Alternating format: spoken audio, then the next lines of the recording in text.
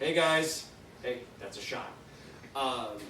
Next project. So we just finished the front gearbox project. The next project is going to be the rack for our rooftop tent. Actually, Conley, if you want to show them our rooftop tent here real quick.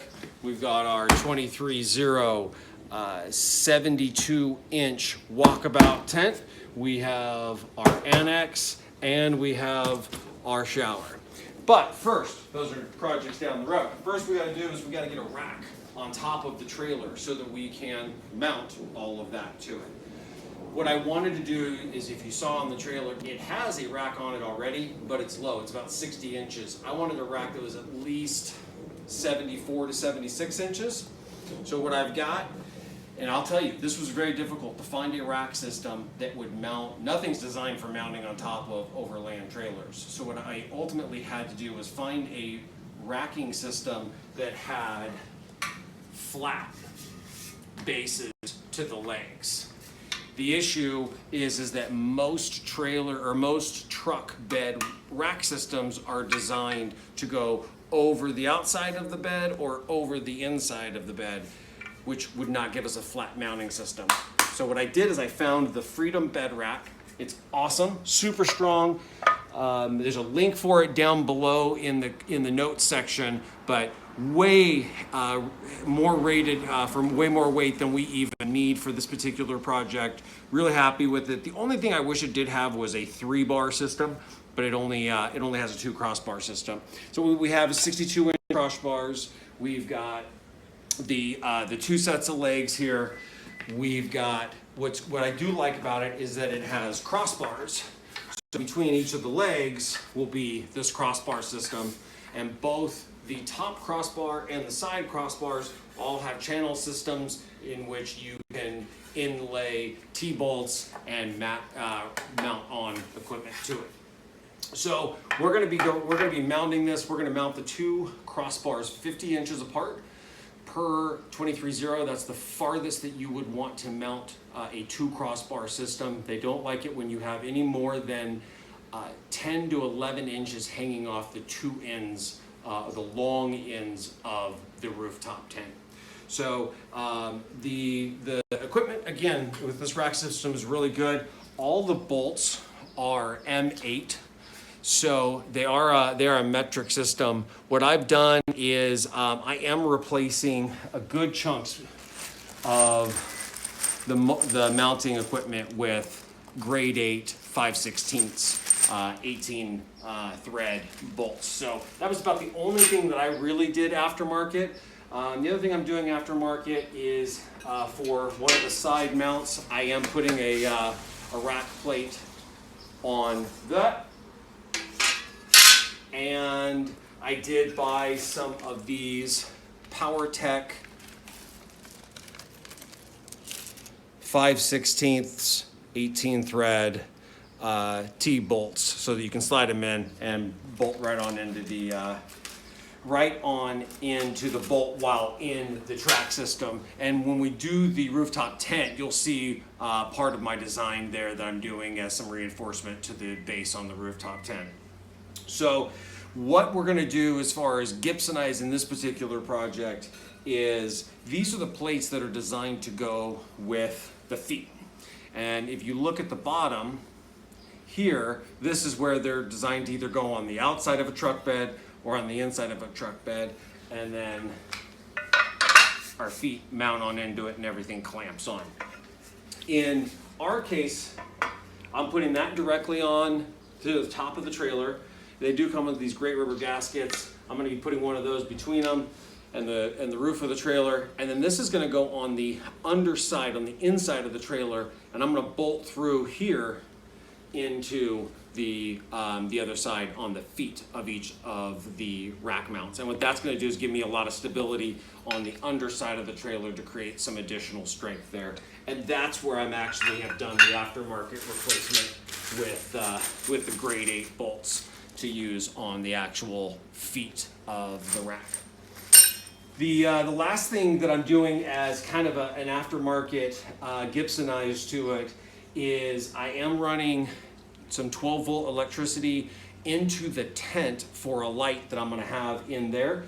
And I'm actually gonna... All right, wanted to do a little quick rack project update halfway through here. We've basically got the rack built and just about ready to mount, but I just wanted to kind of point out a few things that I did to kind of add on or Gibsonize, as we say in the family, this particular rack. So the three bars that you see there, the C channel bars that you see here on the top, those were not part of the original rack system. Again, I'll have a link to the original rack system down in the description section.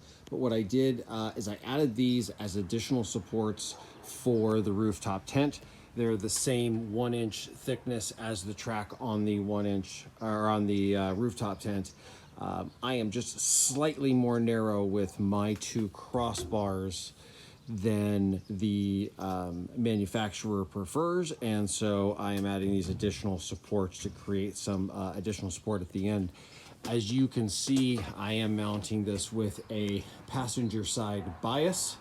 That is so that I can clear the fender with the Annex when I do open that up. I'll still lose a little bit, but not a ton. So got everything put together. The other thing that I did do is I ended up deciding to run the 12-volt wires that I'm going to be using for LED lighting inside the Annex and some camp lighting that I'll run, kind of rock lighting that I'll run off of the trailer. I'm actually going to mount them here at the bottom of each of the corners, which we'll have in a later video as well. But I ended up running that through the inside of the legs, put a little hole in the crossbar, and then another little hole in the C channel, and ran it up the top. That's what that tape is actually there, just kind of holding that down. And then I did bolt the C channel into the track on the crossbars using using those same track mounts I showed you a little bit earlier. So I do have this up on blocks, getting ready to drop everything down. I wanted to kind of pre-mount the bolts. Just using, I did decide to upgrade to the grade 8 5/16 bolts, grade 8 washer, and then I am putting a grommet on the underside. Very similar to what I did in the box video, where this will actually smash down and create a seal around the hole that I've got for the bolt. Same thing on the wire, because there is a hole in the roof for that. So we'll have all of those holes sealed and watertight. So all of the electrical, again, we'll just kind of run in here through the ceiling. Again, we'll have, I'll show you how I wired that into the 4-shot trigger controller down there. And then standard lock washers, or standard lock nuts. And then I'm doing a double washer where I've got a 1/2-inch large grade 8 washer. And then on top of that, I'm gonna put the 5/16 washer, just to give me a little extra width to come over the top of these edges here where the bolt's gonna come through on this bottom bracket. We'll mount up like this, and they'll come through that, giving it a nice secure bolting access. So anyways, that's kind of the midway update. I will do a quick video when we wrap up and it's all bolted on. Thanks, everybody. Hey everybody, just wanted to do another real quick drop in here. In case anyone ever has an opportunity to kind of compare different types of tracks, or stumbles on this track like I did here when I bought this trailer. You know, most tracks have a conventional T-slide track where you can put a T-bolt in, tighten down, adjust if need be. So my low rack has that, my sidebar racks have that, my crossbar racks have that. You can actually see my wire sitting in this one, but most racks have kind of a slide system like that. This is called an Airline L track. Super strong, light because it's aluminum, and it actually requires a very unique hardware, which in my process I had to track down. So what it has is a very flat bolt system that slides into the track and then is adjustable. And then what it also has is a they have various different kinds, but it requires a hold down washer. So the hold down washer slips into the recesses on the right and the left side of the bolt, holds that down, and then when you put your rack bolt or anything else on top of this, it holds everything in place and doesn't allow it to slide.